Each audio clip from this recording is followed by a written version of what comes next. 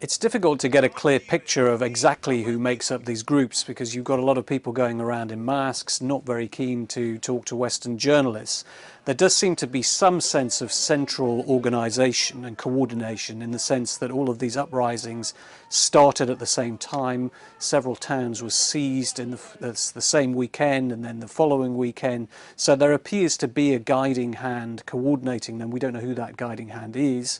It may well be that Russia is involved in providing some sort of, at the very least, logistical support, some weapons, perhaps some of the personnel for these groups.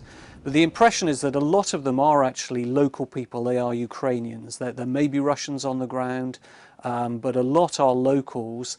A lot of them are people who have had some kind of military training or background, and we should remember that both Ukraine and Russia are places where compulsory military service lasted much longer than it did in the West.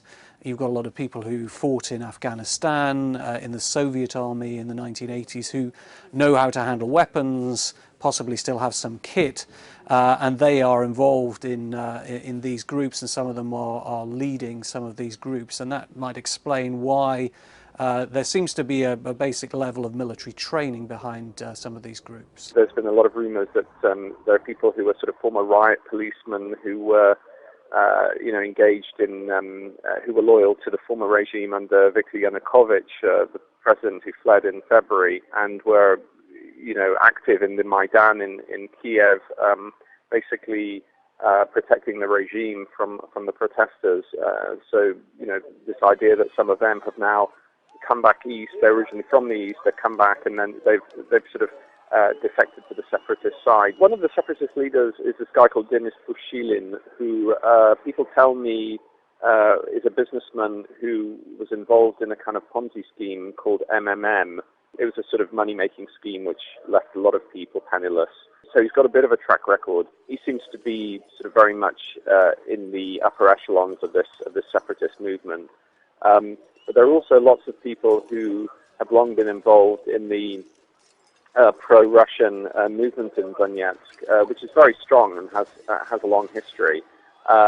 People who have many times in the past organised sort of pro-Russian demonstrations and protests and rallies and so forth in Donetsk. Those people now seem to be sort of playing a pretty prominent role in the separatist movement.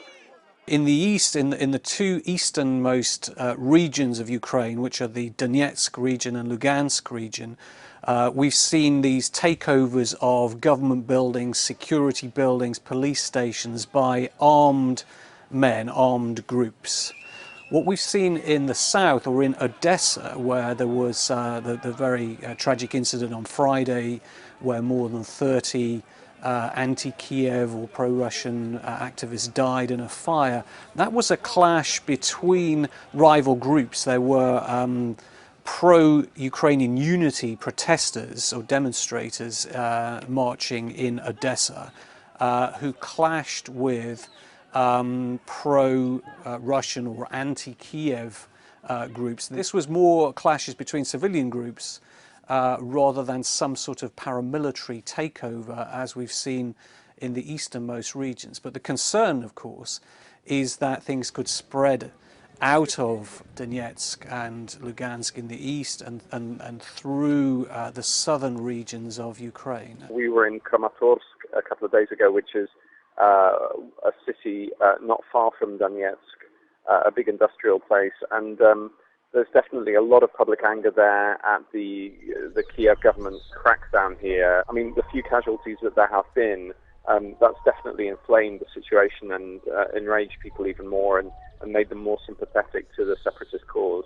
It's a very difficult situation for Kiev. They don't want this activity to spread, they can't afford it to spread, but it's very difficult for them also to try and tackle it and contain it.